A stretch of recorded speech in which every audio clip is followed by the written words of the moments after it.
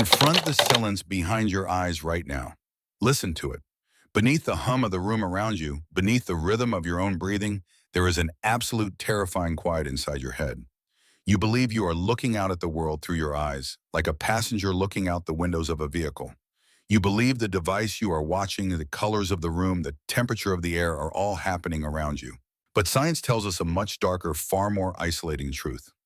None of this is happening around you. Every single thing you have ever experienced, every sunset that has ever moved you to tears, every face you have ever loved, every moment of agonizing pain or transcendent joy has never existed outside of a pitch-black, silent, locked vault of bone. You are trapped inside a fleshy prison. But the most horrifying part of this sentence is not the prison itself. The true horror is that you have spent your entire life mistaking the jailer for your true self. Let us look at the biological reality of your existence. Inside that hard, unyielding cage of your skull sits a 3-pound mass of wet, gelatinous tissue. It is floating in cerebrospinal fluid, completely sealed off from the light of the sun, the sound of the wind, and the touch of the earth. It is utterly blind. It is completely deaf. It has never directly touched a single object in the physical universe. Yet somehow this dark, silent lump of fat and water conjures up the hyper-realistic, brilliantly colored, agonizingly emotional, three-dimensional hologram that you call reality. This is not a metaphor. The world you are walking through right now is a hallucination generated by 86 billion neurons firing in the dark. For centuries, materialistic science has marched forward with immense arrogance. We have mapped the human genome. We have split the atom. We have sent machines to peer into the primordial cosmic dawn, and neurologists have confidently mapped the brain. They have tracked the electrical storms sweeping across the visual cortex when you see the color red. They have measured the flood of dopamine and oxytocin when you hold your newborn child. They have isolated the exact synaptic pathways that light up when you feel the crush of existential despair. They look at this dizzying microscopic electrical grid and they proudly declare that they have found you. They tell you that you are nothing more than the sum total of these meat-based calculations. A biological automaton, a wet robot hallucinating its own freedom. They want you to believe that consciousness is merely an accidental byproduct of complex biology, like steam rising from a hot engine. But here is where the arrogance of modern science violently crashes into an impenetrable wall. They call it the hard problem of consciousness. The philosopher David Chalmers posed a question that has haunted physics and biology ever since, a question that remains the single greatest mystery in the universe. Science can explain the mechanics of how the eye absorbs photons, how the optic nerve translates those photons into electrical impulses, and how the brain processes that data. But no equation, no scan, no amount of biological mapping can explain why those electrical impulses feel like something. Why does the color red possess that vivid, unmistakable redness? Why does physical pain carry that excruciating, subjective agony? Why is there an internal private universe experiencing this data at all? If you take a handful of dirt, carbon, hydrogen, oxygen, and nitrogen, and arrange them into a complex enough pattern, at what exact point does that dead matter suddenly wake up and start feeling lonely? At what exact point does meat begin to fear its own death? The terrifying truth is that there is absolutely no mathematical or physical reason for you to be conscious. The universe could have easily functioned with us as philosophical zombies. Creatures that talk, walk, build cities, wage wars, and reproduce, but with absolute darkness inside, bodies moving mechanically with nobody home to experience it. Yet here you are. You are the universe experiencing itself, and biology has absolutely no idea how or why. The equations of physics work perfectly fine without a conscious observer, yet the observer is the only thing we can be absolutely certain exists. This colossal failure of the materialistic worldview forces us to look in the mirror and question the very nature of our identity. If every emotion is just a chemical spill in a dark room, if your deepest love is just a temporary neurochemical trick to ensure reproduction, then you are a prisoner of a mindless evolutionary mechanism. The you that you think you are the ego, the personality, the name you call yourself, is just a fragile narrative spun by a terrified ape trying to survive on a floating rock. It is a desperate illusion designed to keep the organism functioning, a ghost haunting a biological machine. We are standing at the edge of an intellectual abyss. If the brain does not generate consciousness, if the physical matter in your head cannot possibly account for the infinite depth of your subjective experience, then where is the feeling coming from? What if the neurologists are looking in the completely wrong place? What if they have spent decades dissecting a television set, desperately examining the wires and the glass, trying to find the tiny actors hidden inside the screen? As quantum physics begins to bleed into the realm of biology, a new paradigm-shattering theory is emerging from the shadows of academia. A theory so radical that it threatens to rewrite everything we know about life, death, and the cosmos itself. What if that 3-pound lump of wet tissue in your skull is not a generator at all? What if it never created a single thought in its entire existence? The silence behind your eyes is about to be broken because the truth of what you actually are is far more vast and far more terrifying than anything science has ever dared to imagine. But what if your brain never actually created consciousness in the first place? What if every single one of those 86 billion neurons inside your head is nothing more than a fleshy radio desperately tuning into a frequency from somewhere else? For decades, the greatest minds in neuroscience have treated the human brain like a highly advanced biological computer. They assume that if you connect enough wires, if you create enough complex computational networks of flesh and blood, eventually the machine will magically wake up. They looked at the brain as the absolute source of the mind, the undisputed generator of the soul. But this deeply entrenched belief is beginning to crack under the crushing weight of quantum mechanics. Imagine standing in your living room, listening to a beautiful, haunting symphony pouring out of a wooden radio. If you were completely ignorant of invisible radio waves, you might take a screwdriver, rip the radio apart, and examine every single wire, every transistor, every piece of metal inside. You would study the circuits intensely, hoping to find the tiny orchestra playing the music. When you fail to find the musicians, you might foolishly conclude that the music is simply a meaningless byproduct of the copper wiring vibrating together. This is exactly what we have been doing to the human brain. We have been slicing open the speaker, desperately looking for the origin of the song. To find the real answer, we must abandon the comforting laws of classical physics and dive into the terrifying, chaotic abyss of the quantum realm. Enter Sir Roger Penrose, a brilliant Nobel Prize-winning mathematical physicist, and Stuart Hameroff, a renowned anesthesiologist who spent his life shutting down human consciousness on the operating table. Together, they looked past the giant, clunky networks of neurons. They zoomed in closer. They peered deep inside the very architecture of the cells themselves, past the membrane, past the nucleus, down into the microscopic scaffolding that gives a cell its shape. Here, in the deepest, darkest basement of human biology, they found something that should not exist. They found millions of microscopic crystalline hollow tubes called microtubules. To classical biology, these tiny structures were nothing more than the wooden beams holding up a house, a simple biological skeleton. But Penrose and Hameroff proposed a theory so blasphemous, so revolutionary, that it sent shockwaves through the scientific establishment. The theory is called orchestrated objective reduction, or ORCH for short. They realized that the physical structure of these microtubules is perfectly designed to act as a quantum computer. Inside these infinitesimal tubes, the normal predictable rules of the universe completely break down.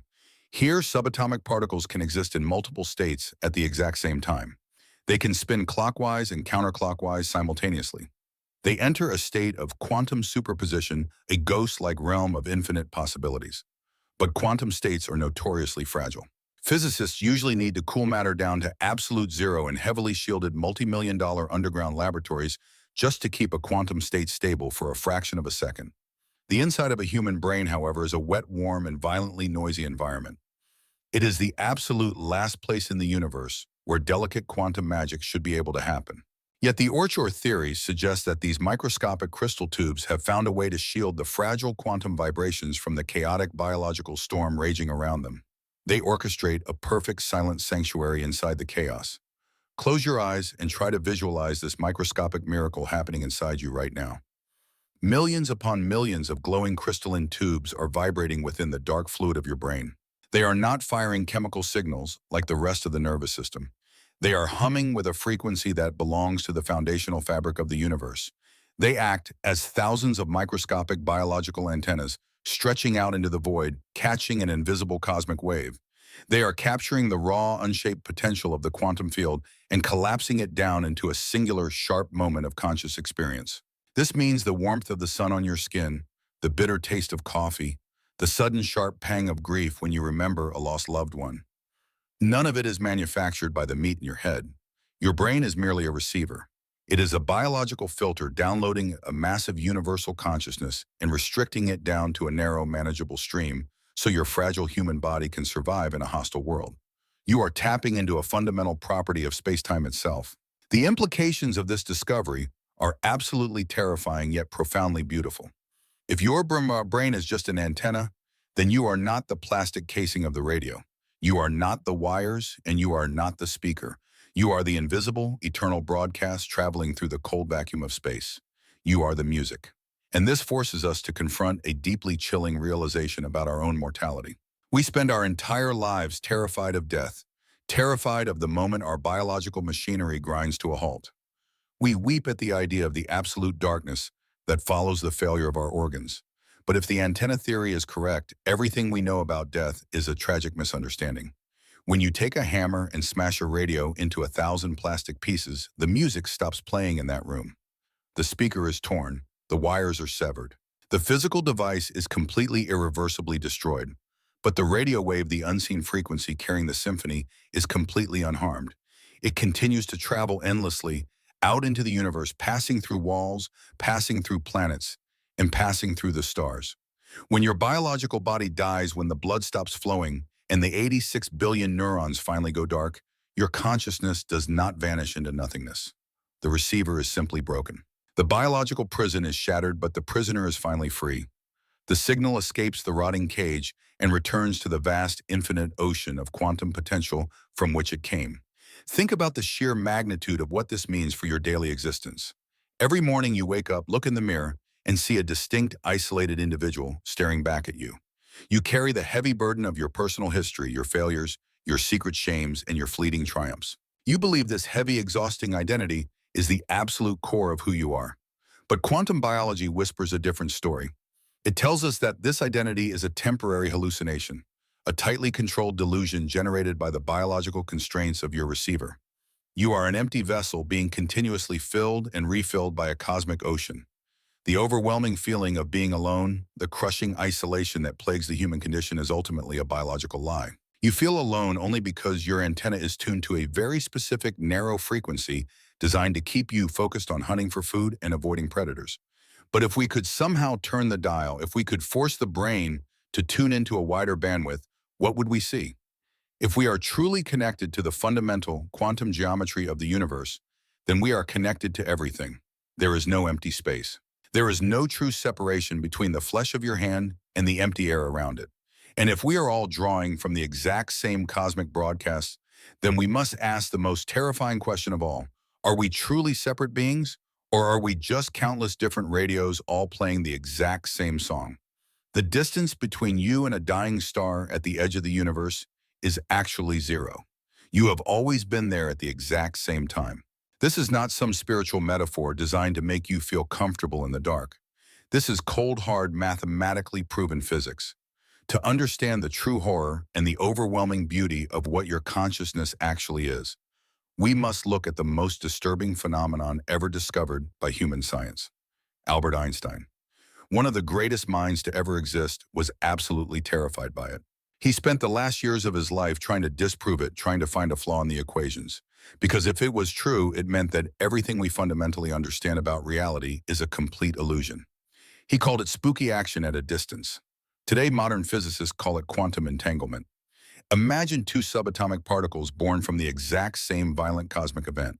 In a laboratory, physicists can take these two particles and send them in completely opposite directions. You could leave one particle here on Earth, locked inside a vacuum chamber, and send the other one billions of light years away, past the edge of the observable universe, dropping it into the freezing darkness of deep, empty space.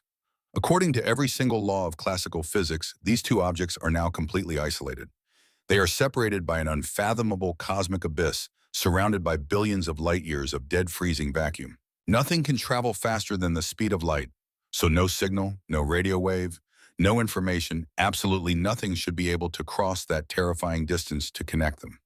And yet when the physicist on Earth measures the first particle and forces it to spin in a certain direction, the second particle, billions of light years away, instantly and perfectly alters its own spin to match. There is no delay. There is no travel time. They spin and flash in absolute terrifying synchronization, bound by an invisible, unbreakable thread that completely ignores the existence of physical space. They do not communicate across the distance. They behave as if the distance itself does not exist. Space is a lie. Distance is a biological hallucination. Now bring that terrifying reality back into the wet, dark cavern of your skull. If the quantum theories of consciousness are correct, if the microscopic tubes inside your neurons are truly functioning as quantum processors capturing a universal field, then your mind is not bound by the physical limits of your flesh. You are composed of particles that have been interacting, colliding, and entangling since the very first moments of the Big Bang. The iron in your blood, the calcium in your bones, the very carbon that forms the complex architecture of your brain were all forged in the crushing nuclear furnaces of ancient stars that exploded violently billions of years ago. You are not just made of dead star stuff. You are actively entangled with it. We walk through our daily lives trapped in a profound, agonizing hallucination of isolation. Look down at your hands right now. Look at the skin stretching over your knuckles. Your brain is desperately generating a signal, a hard physical boundary screaming at you that this is where you end and the rest of the universe begins. You feel completely separated from the stranger passing you on the street. You feel totally isolated from the trees, the soil beneath the concrete, the cold wind hitting your face, and the silent stars burning relentlessly above your head. We build entire human civilizations based entirely on this tragic illusion of separation. We draw imaginary lines on maps, we build towering concrete walls, we hoard resources in locked vaults, and we wage bloody catastrophic wars, all because we are biologically hardwired by evolution to believe that we are individual, disconnected islands of flesh competing for survival in a hostile and indifferent void. But the quantum web reveals that this feeling of loneliness is the greatest lie ever told by your biology. If the fundamental layer of reality is a deeply entangled quantum field, then there is absolutely no empty space. The air between you and the screen you are staring at right now is not empty. It is a boiling, vibrating ocean of energy and potential, seamlessly connecting the atoms of your body to the atoms of everything else in existence. You are a single continuous fabric of reality, merely experiencing itself from countless different, infinitely small perspectives. And this is where the dread truly sets in, settling heavily into the pit of your stomach. If we are completely entangled at the quantum level of consciousness, it means there is absolutely no such thing as a private thought. We desperately like to believe that our minds are a safe haven, a locked biological vault where we can hide our darkest impulses, our secret hatreds, our petty jealousies, and our silent, cruel judgments of others. We believe that as long as we do not act on these thoughts, they remain safely contained within the bone walls of our skulls. But if consciousness is a fundamental field, if your brain is merely an antenna transmitting and receiving from the universal web, then every single thought you have is creating a violent ripple. Every act of malice, every cruel intention, every lie you tell yourself sends a microscopic tremor, violently echoing through the entire cosmic structure. You are polluting the shared waters of the universal mind. Conversely, every moment of profound compassion, every act of unconditional love, every instance where you sacrifice your own ego for another suffering creature is not just an isolated human drama. It is a structural reinforcement of the quantum web. We are brutally bound together with nowhere to hide from each other. When you look into the eyes of an enemy, when you seek to destroy another human being, you are trapped in a tragic biological delusion. You are quite literally a hand trying to sever its own fingers, completely unaware that the blinding pain will inevitably travel up the exact same arm. The universe is torturing itself through the illusion of your separate identity. Your ego is screaming right now. It is violently rejecting this information. Your brain is dumping stress chemicals into your bloodstream to make you skeptical, to make you hold desperately onto your precious, isolated identity. The animal inside you is terrified of losing its boundaries because without those physical boundaries, the animal cannot survive the harshness of nature. But deep down beneath the endless noise of your survival instincts, beneath the frantic ticking of your biological clock, the ancient, eternal part of you knows this is the absolute truth. You remember the connection. You feel it in those rare moments of profound awe when you stare at the vast ocean or listen to a perfect piece of music, and for a split second, the heavy, exhausting burden of being you simply vanishes. In that fleeting moment of absolute silence, the biological antenna tunes into the pure, unadulterated frequency of the cosmos. You realize you are not a solitary observer watching the universe from a safe distance. You are the universe itself, waking up inside a fragile shell of bone, slowly realizing that you are intimately, terrifyingly entangled with every single atom that has ever existed. Science tries to comfort us by insisting that near-death experiences are simply the desperate hallucinations of a suffocating brain. They tell us that as the oxygen depletes, the neurons fire in a chaotic random panic, projecting a comforting tunnel of light to soothe the dying animal. But the undeniable truth hiding within decades of clinical data is far more terrifying and far more awe-inspiring. Death is not the fading out of a biological machine. Death is simply the exact moment you finally take off the virtual reality headset. Consider the sterile, brightly lit environment of a modern hospital room. The steady, rhythmic beeping of the heart monitor is the soundtrack of our biological tether to this world. When a patient goes into cardiac arrest, the blood stops pumping. Within seconds, oxygen is starved from the 86 billion neurons that supposedly generate your entire reality. The electrical storm inside the skull begins to violently shut down. The clinical electroencephalogram, the machine that measures brainwaves, goes completely flat. It draws a terrifying, silent, straight line across the paper. According to every law of classical neuroscience, a flat line means absolute nothingness. The generator has been destroyed. The screen has been smashed. There should be no experience, no memory, no sensation, and absolutely no consciousness. It should be a profound, empty void. Yet from this absolute biological zero, countless individuals who have been resuscitated return with stories that completely shatter the materialistic worldview. They do not report a slow, muddy fade to black. They do not report the chaotic, nonsensical disjointedness of a dream. Instead, across completely different cultures, religions, and age groups, they report an explosion of hyper-realistic consciousness. They describe a sudden, shocking expansion of awareness that makes their normal, waking human life feel like a blurry, distant dream. They report seeing colors that do not exist on the human spectrum. They report a terrifying, absolute clarity of thought, a 360-degree field of vision, and a simultaneous understanding of complex universal truths. How is this medically possible? If consciousness is entirely produced by the physical firing of synapses, then a dying oxygen-starved brain should only be capable of producing a fading, distorted, and weakened state of awareness. A broken television set with dying circuits does not suddenly upgrade itself to broadcast in perfect, pristine, ultra-high definition. It sparks, it glitches, and it dies. The only logical explanation for this paradox is the one that modern science is absolutely terrified to admit. The brain is not the source of the light. The brain is the heavy, suffocating blanket covering the light. Aldous Huxley once proposed that the human brain and nervous system act as a reducing valve. The universe is an infinitely complex, roaring ocean of quantum data, a blinding storm of cosmic consciousness. If your physical body were to experience this raw, unfiltered reality all the time, you would be utterly paralyzed. You would stand completely still, overwhelmed by the profound interconnectednesses of every atom in existence, and you would quickly starve to death or be eaten by a predator. So millions of years of brutal evolution built a filter. It built the human brain to ruthlessly block out 99% of the universe, allowing in only the tiny, pathetic trickle of information required for you to find food, seek shelter, and reproduce. You have been walking through an infinite cosmic cathedral, but your biology has forced you to look through a microscopic keyhole. Clinical death, the moment the heart stops and the brain flatlines, is the exact moment the reducing valve finally breaks. The heavy biological filter collapses. The dampening field is violently removed, and the raw, unadulterated signal of the cosmic quantum field rushes in like a catastrophic flood, breaking through a concrete dam. The individual consciousness, suddenly freed from the oppressive claustrophobic constraints of the skull, expands outward to meet the source it was always tethered to. This is why the experiences are described as more real than reality itself. For the very first time since you were born into this physical body, you are no longer experiencing a compressed, low-resolution simulation of the universe. You are experiencing the uncompressed, infinite source code.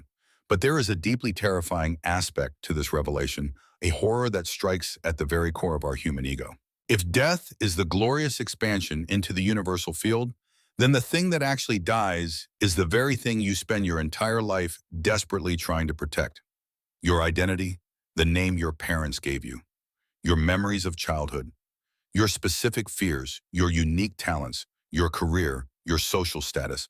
All of these things are software running on the biological hardware. They are the intricate, fragile story generated by the filter. When the filter breaks, the story ends. The drop of water falls back into the infinite ocean. It does not cease to exist, but it completely loses its shape, its boundaries, and its individual name. The water is eternal, but the drop is annihilated. This is the ultimate existential dread that haunts the human condition. We are terrified of the dark, but what we are truly facing at the end of our biological timeline is the blinding, all-consuming light of absolute integration. We cling to our suffering, we cling to our physical pain and our petty human dramas because they are the very things that define our boundaries. They prove that we are separate. They prove that we are individuals. To let go of the physical body means to let go of the illusion of separation and to merge with a reality so vast, so silent, and so overwhelmingly powerful that the human mind cannot even begin to comprehend it. The people who return from the edge of this abyss are forever changed. They walk among us with a secret knowledge burning behind their eyes. They no longer fear the failure of their biological machinery. They look at the frantic, desperate struggles of human civilization. Our obsessive hoarding of wealth, our terrifying wars over patches of dirt, and they see the tragic comedy of it all. They know that we are merely eternal consciousness playing a temporary, agonizing game of hide and seek with itself. They know that when the game finally ends, when the biological radio finally shatters into dust, the signal does not die. It merely remembers what it has always been. The prisoner does not simply escape the biological matrix. The prisoner realizes that there never was a prison, there never was a jailer, and there was never anyone to be imprisoned in the first place. There is only the eternal, deafening silence of the quantum void waking up to its own infinite reflection. If consciousness exists outside of physical space, then it fundamentally exists outside of time. You have never actually lived a linear life. You are simply trapped inside a static frame. Every morning you wake up and feel the crushing weight of yesterday pressing down on your chest. You carry the agonizing ghosts of your past mistakes, the bitter regrets of words spoken in anger, and the deep, hollow sorrow for the people you have forever lost. You look into the mirror and watch your biological machine slowly decay. You see the wrinkles forming, the hair turning gray, the inevitable march of cellular death approaching with every relentless tick of the clock.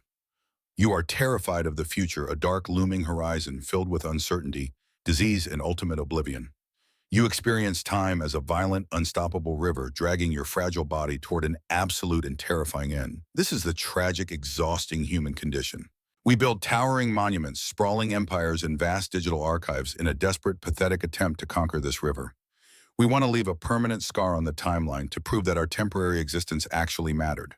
But modern physics tells us that this relentless river and all the suffering it brings is a complete biological hallucination. To understand the absolute illusion of your daily suffering, we must look at the universe through the cold, unforgiving lens of Albert Einstein. He discovered a truth so profoundly disturbing that it shatters the very foundation of human experience. Space and time are not separate entities. They are seamlessly woven together into a single rigid four-dimensional fabric called space-time. Physicists call this terrifying reality the block universe. Imagine the entire history of the cosmos, from the blinding, explosive birth of the Big Bang to the freezing, silent heat death of the universe. Trillions of years from now. In the block universe, all of these events exist simultaneously. They are all happening right now. The past has not vanished into a black void. The future is not a blank, unwritten page waiting for your choices to fill it. They are permanent physical locations within an unmoving cosmic structure. Think of a massive solid block of deep, impenetrable ice. If you are trapped inside the center of this ice, you can only see the frozen bubbles immediately surrounding your face. You cannot see the miles of ice behind you, and you cannot see the miles of ice ahead of you. But the entire block exists all at once in its entirety. Time does not flow, it does not move. It simply is. The dinosaur roaring across a prehistoric swamp, the Roman soldier drawing his bloody sword, your very first fragile childhood memory, and the exact moment of your inevitable death are all equally real, existing alongside each other in the eternal silent architecture of the cosmos. The universe is completely static. It is a frozen sculpture of events. So why do you feel the agonizing passage of years? Why do you feel the sharp bite of regret and the suffocating anxiety of tomorrow? Because you are mistaking the projector for the movie. Imagine a physical strip of celluloid film stretching for millions of miles across a dark, silent room. Every single frame of the movie is already printed permanently on the plastic. The dramatic beginning, the chaotic middle, and the tragic end of the story all exist simultaneously on the physical reel. The characters in the film do not know this. They think they are making free choices. They think they are experiencing a chaotic, unpredictable journey filled with danger and surprise. But the reality is that their entire tragedy is already carved irreversibly into the plastic. The only thing that moves is the blinding, intense light of the projector. The light shines through exactly one single frame at a microscopic fraction of a second, casting a temporary fleeting image onto the screen. Your consciousness, the quantum field interacting with the crystalline microtubules inside your brain, is that blinding light. Your biological body, your physical brain, and the universe around you are the static film strip. Your brain forces your consciousness to process reality one single agonizing frame at a time. The heavy, suffocating filter of your skull cannot possibly handle the overwhelming, infinite data of the entire block universe. So it violently slices reality into incredibly thin, manageable pieces. It hands you one slice, calls it the present moment, and immediately throws it into the dark, calling it the past. It then waits in absolute terror for the next slice to arrive. This specific biological trick is entirely responsible for all human suffering. We suffer deeply because we believe we are moving away from the things we love and moving rapidly toward the things we fear. We mourn the dead with unbearable grief because we believe they are permanently gone, completely erased from the timeline. But in the block universe, no one is ever truly lost. The moment you held your dying parent's hand still exists perfectly in the fabric of space-time, glowing brightly, eternally preserved. The moment you first fell in love is still happening right now, frozen in infinite amber. The universe is a vast, silent museum of eternal moments, and your consciousness is simply a solitary flashlight, slowly walking through the dark corridors, illuminating one painting at a time before moving on to the next. But here is where the chilling existential dread begins to wrap its cold fingers tightly around your throat. If time is a static block and your human life is merely a fixed line drawn inside it, then who is actually holding the flashlight? If the quantum field of consciousness fundamentally exists outside of the physical constraints of space-time, then the truest, deepest part of you is not bound by the human timeline at all. The underlying observer hiding quietly behind your eyes has already witnessed the violent ignition of the very first stars. It has already stood in the silent, freezing ash of the universe's final moments. You desperately believe you are a tiny, insignificant creature struggling to survive an 80-year lifespan on a floating rock, spinning through a hostile void. But that is only the biological character you are currently being forced to play.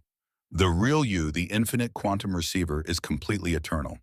It cannot be born and it cannot die because it exists completely outside the framework of time itself. Every anxiety you feel about your career, your finances, your social status, or your impending death is completely absurd.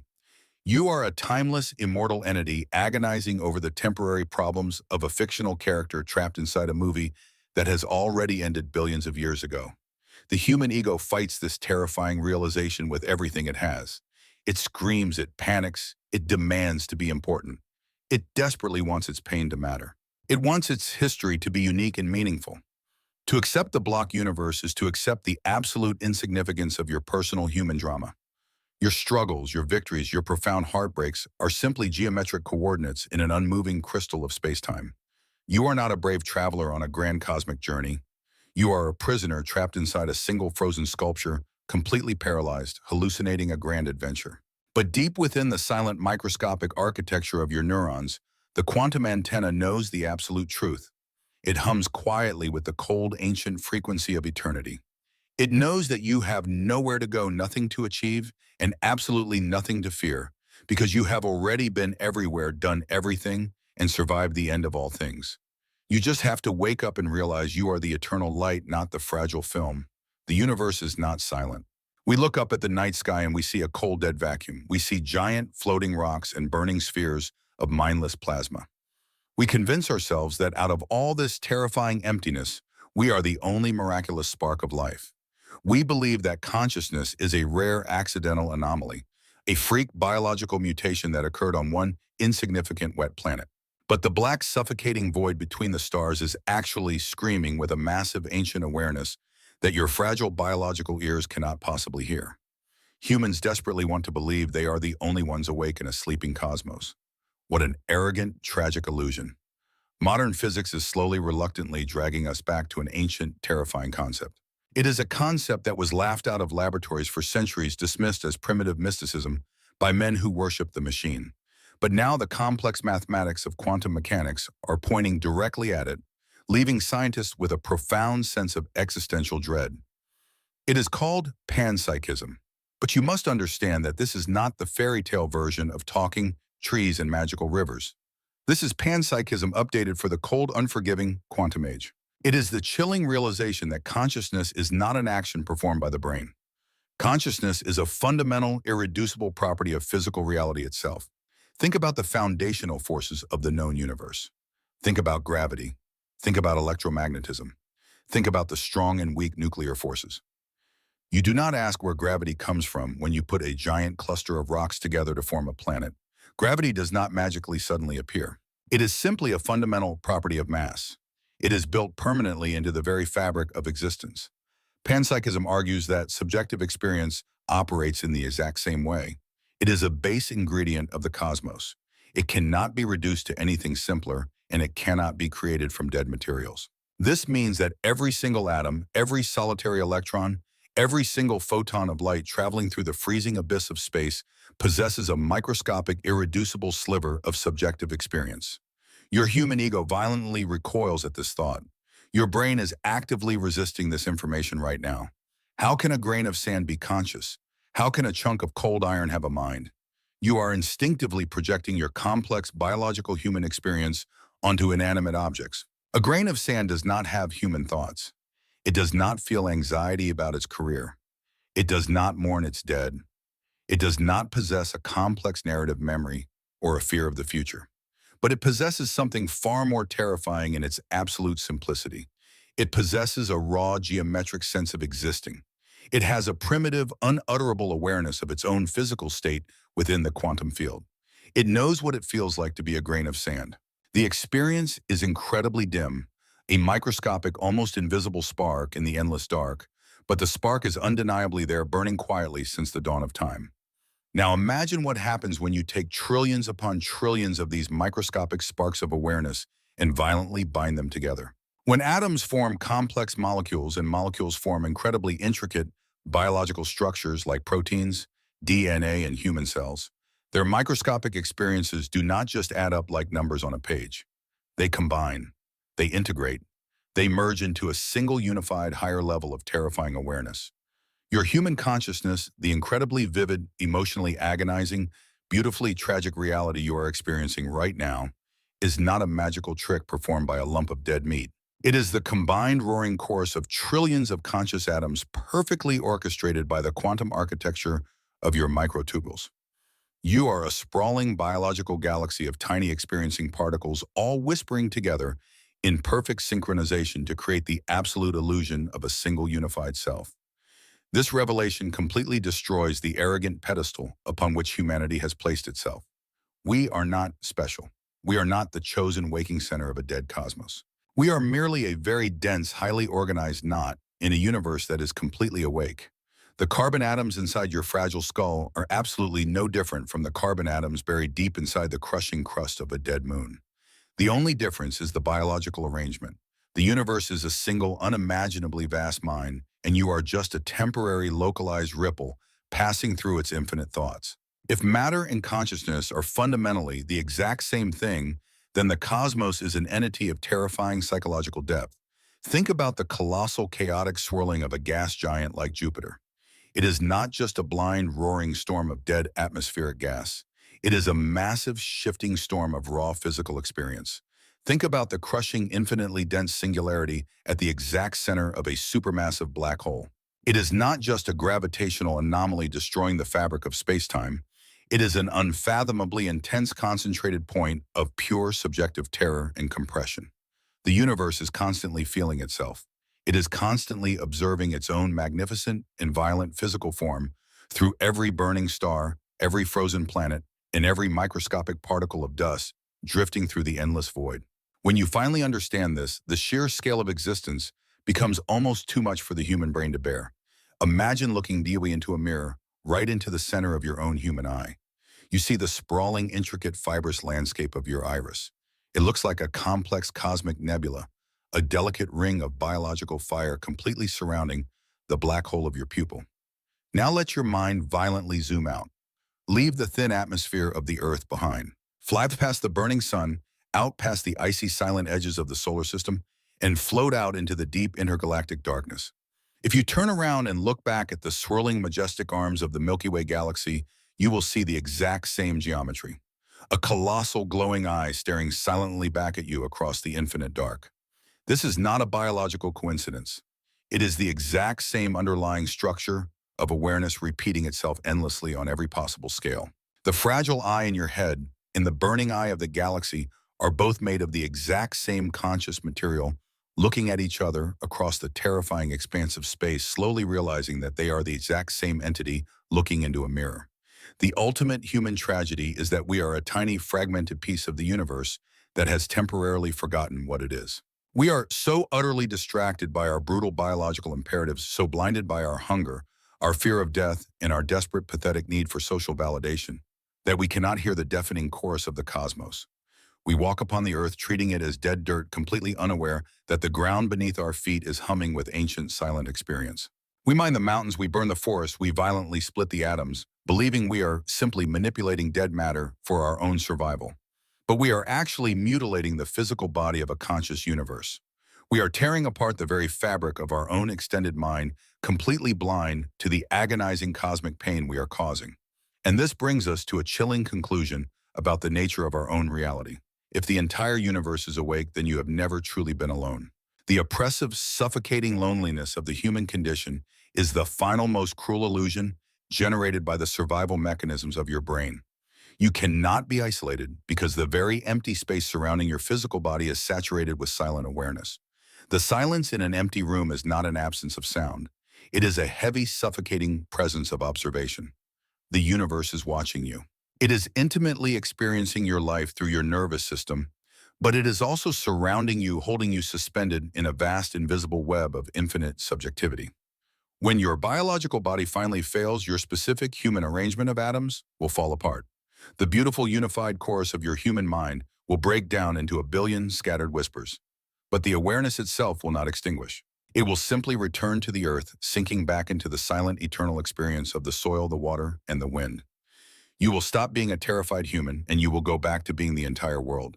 And the universe will simply close one tiny biological eye, only to immediately open another one somewhere else in the dark. Every single time you open your eyes in the morning, you are committing an act of cosmic violence. You believe that you are simply waking up and passively looking at a world that was already there patiently waiting for you in the dark. But quantum mechanics reveals a truth so deeply unsettling that it makes the very ground beneath your feet feel like a fragile sheet of glass. You are not a passive witness to the universe. You are an active predatory force. Every time your biological eyes focus on an object, you are literally murdering an infinite number of potential realities just to force this specific one to exist. You are the ultimate quantum destroyer. To understand the terrifying power of your own gaze, we must examine the most famous and deeply disturbing experiment in the history of physics. It is called the double-slit experiment, and it completely shatters the illusion of a solid, independent physical world. When physicists fire subatomic particles, the fundamental building blocks of everything in your body at a barrier with two tiny slits, something impossible happens. If the scientists do not actively watch the particles, if they turn away, and do not measure which slit, the particle goes through, the particle stops behaving like a solid piece of matter. It instantly transforms into a ghostly wave of pure mathematical probability. It exists everywhere and nowhere at the exact same time. It passes through both slits, simultaneously interfering with itself, like ripples on a dark pond, and creates a chaotic pattern of alternating shadows and light on the wall behind it. It is a state of absolute formless potential. But the horror begins the exact microsecond the scientists decide to look. The moment they place a detector at the slits to consciously observe the particle, the universe violently reacts. The ghostly wave of infinite possibilities instantly collapses. It shrinks down in blind panic, abandoning its multidimensional freedom, and freezes into a single hard, predictable speck of solid matter. It goes through only one slit. The chaotic, beautiful wave pattern on the wall completely disappears, replaced by two rigid, boring lines of physical impacts. The particle only became a physical object because a conscious mind demanded an answer. The universe was completely fluid, a shifting sea of ghosts, until your observation forced it to solidify into a hard reality. Physicists call this the collapse of the wave function. But that is a sterile clinical term for an act of absolute devastation. Before you looked at the chair across the room, it was not truly a chair. It was a vibrating cloud of mathematical coordinates, a smeared-out probability of electrons and carbon atoms existing in a state of suspended animation. The instant your visual cortex processed the photons bouncing off it, the quantum field violently collapsed. Millions of other potential configurations were instantly annihilated, leaving behind only the cold hard wood and fabric that your brain expects to see. You are walking through an infinite dark room filled with shifting boiling fog, and your consciousness is a blinding flashlight. The exact moment the beam of your attention hits the fog, it instantly hardens into jagged concrete, cold steel, and heavy flesh. The universe is literally terrified of your gaze. It freezes like a frightened animal caught into the headlights of an approaching car, desperately pretending to be solid dead matter just to satisfy your biological expectations. This means the physical reality you are sitting in right now is incredibly terrifyingly fragile. It is not an objective structure holding you up. It is a desperate performance put on by the quantum field, and you are the only audience member keeping the show alive. But your ego immediately protests this horrific idea. If the world only exists when I look at it, your brain screams, then why does my house not disappear into a chaotic quantum fog the second I close my eyes to sleep? Why does the world remain stable when my individual biological machine powers down for the night? The answer is the most suffocating realization of the panpsychic universe. You are not the only observer in the room. You are completely surrounded by a towering, invisible web of other conscious entities that are permanently holding the physical world in place. The trillions of microscopic organisms crawling across your skin, the silent ancient consciousness of the wooden floorboards beneath you, the incredibly slow, deep awareness of the Earth itself, and the massive crushing observation of the sun constantly bombarding the planet with photons. Every single atom in the universe is constantly observing every other atom. It is a massive, inescapable cosmic stare. We are trapped in a collective hallucination, a shared quantum prison built by the overlapping gaze of an infinite number of tiny, terrified eyes. The universe is a colossal Mexican standoff with every single particle holding a gun to the head of reality, forcing it to remain physical, forcing it to remain rigid and unforgiving. You carry this monumental burden every single second of your waking life, completely oblivious to the cosmic weight resting on your fragile human shoulders. Your brain is exhausted by the continuous violent effort of collapsing the quantum field. This is why sensory deprivation is so profoundly terrifying to the human mind.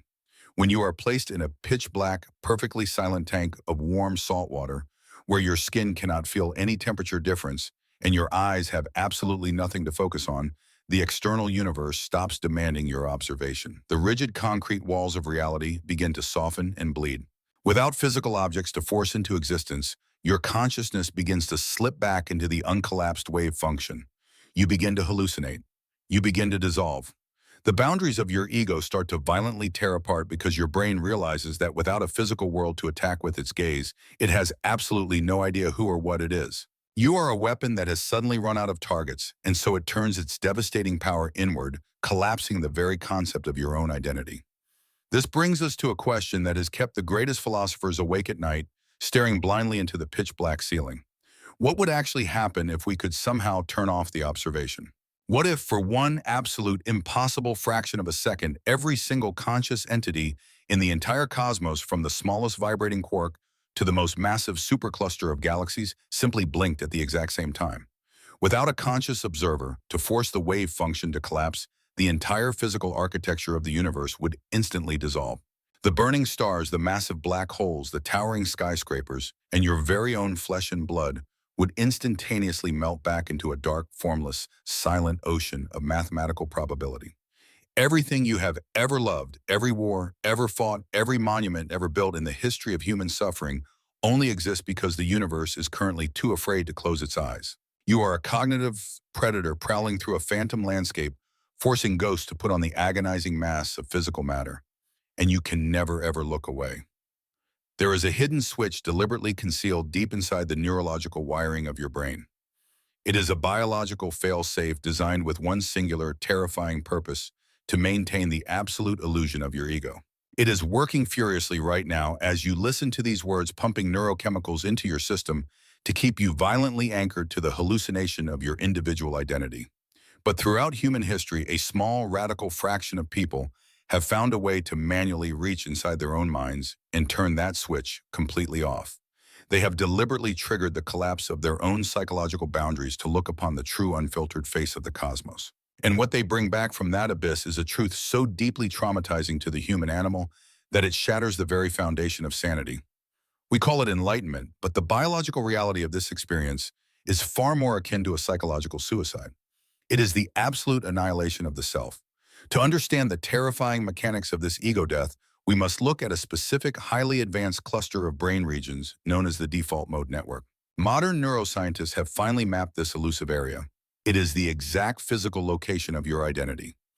Every single time you daydream about your future, every time you anxiously replay an embarrassing memory from your past, every time you judge another human being or feel a pang of jealous rage, the default mode network is burning white hot on a brain scan.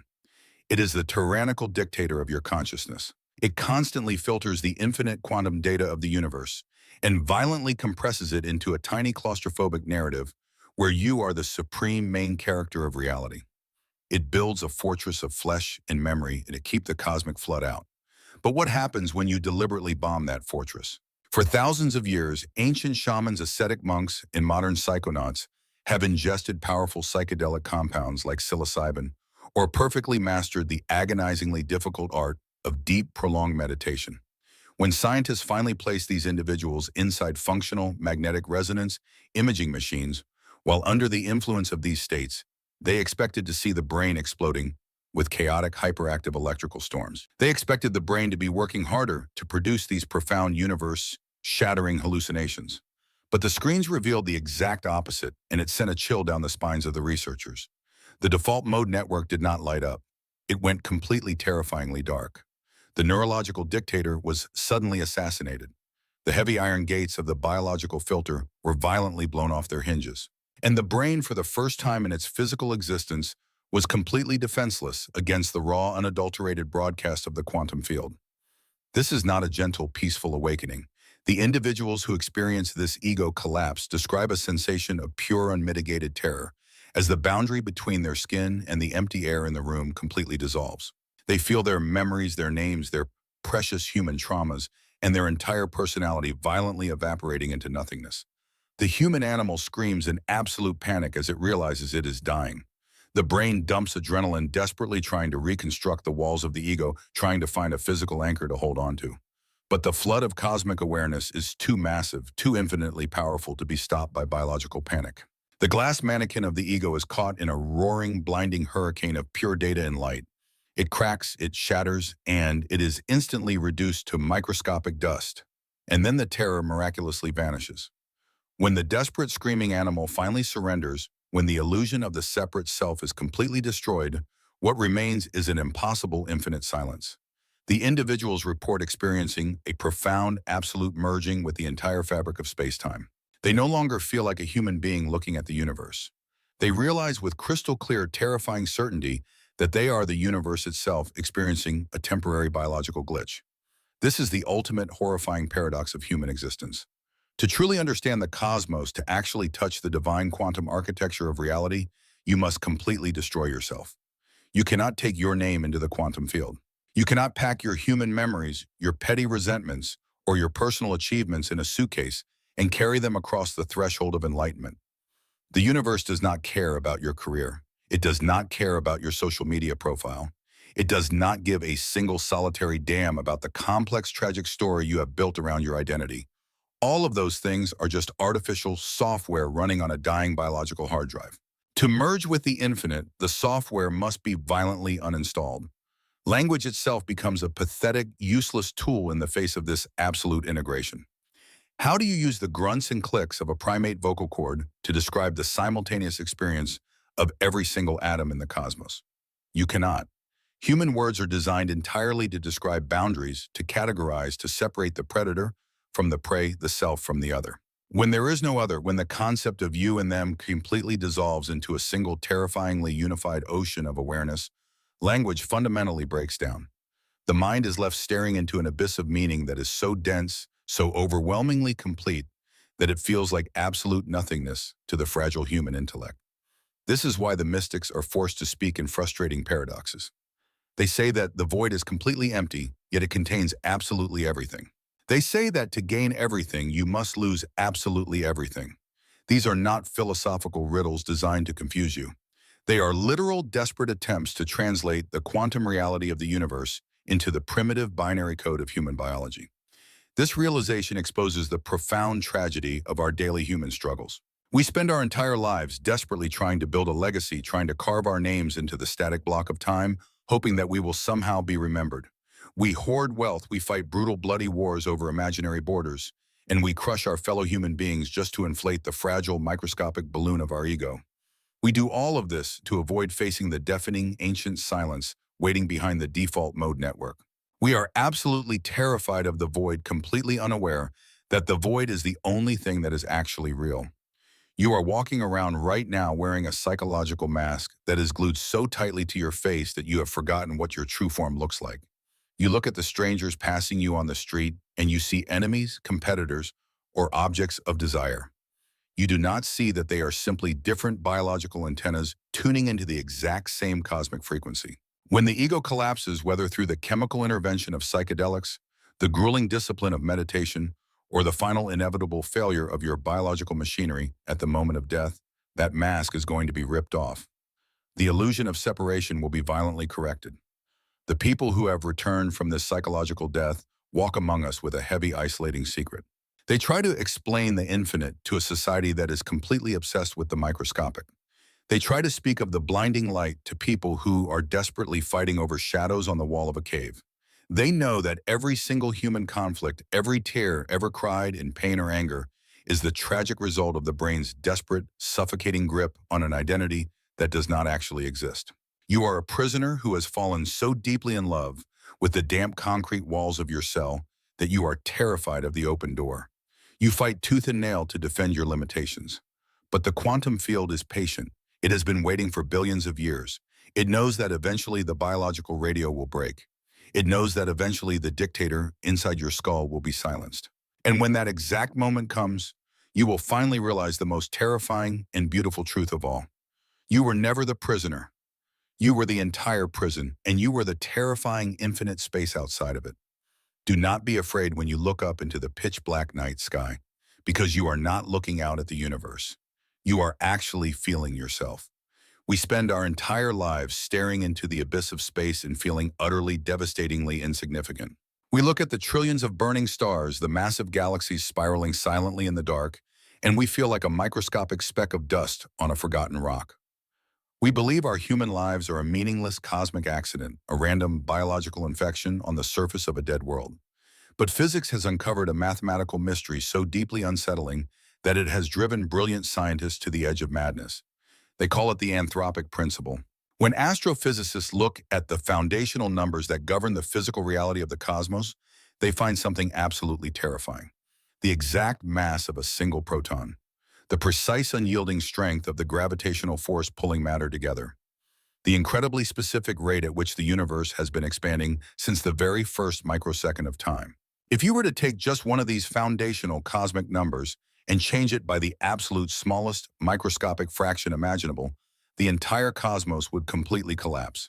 If gravity were slightly stronger, the universe would have violently crushed itself back into a blinding singularity billions of years ago.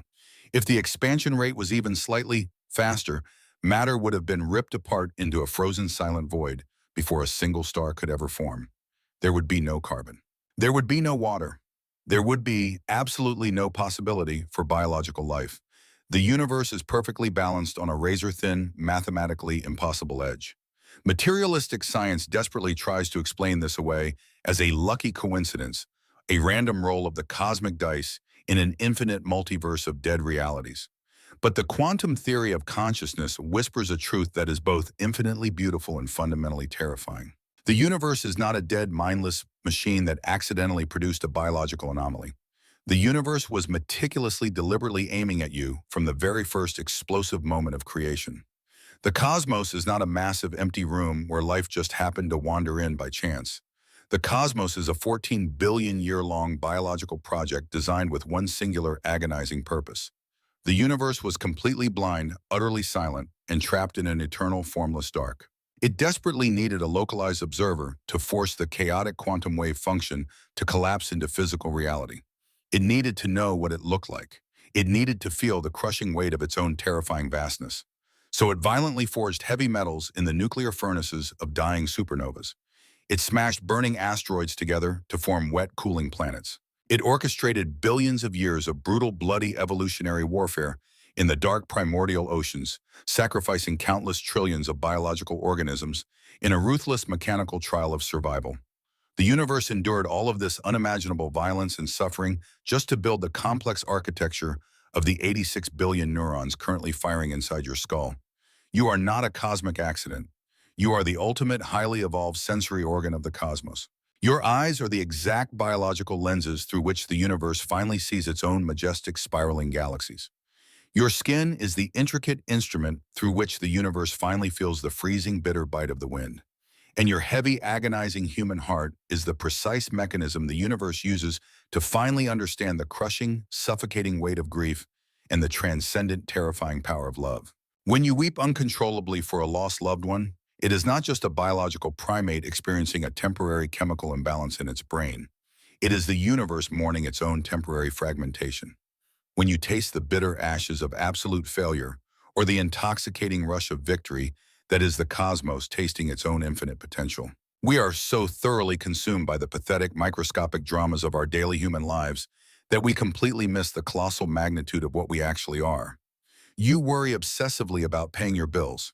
You agonize over your fragile social status and what strangers think of you. You lay awake in the dark at night, absolutely terrified of your impending biological mortality. But all of this mundane, exhausting human suffering is simply the necessary friction of a massive cosmic machine trying desperately to understand itself. You are carrying the heavy, unbearable burden of being the waking mind of reality. When you finally truly grasp the sheer scale of this truth, a profound, chilling peace begins to wash over your existential terror. The suffocating illusion of your separate, isolated identity completely shatters like a fragile pane of glass. You realize that you are standing on a tiny, fragile planet looking up at a massive, glowing stellar nebula, but the boundary between your flesh and the ancient starlight is an absolute biological lie. You are not a human being experiencing a massive, indifferent universe.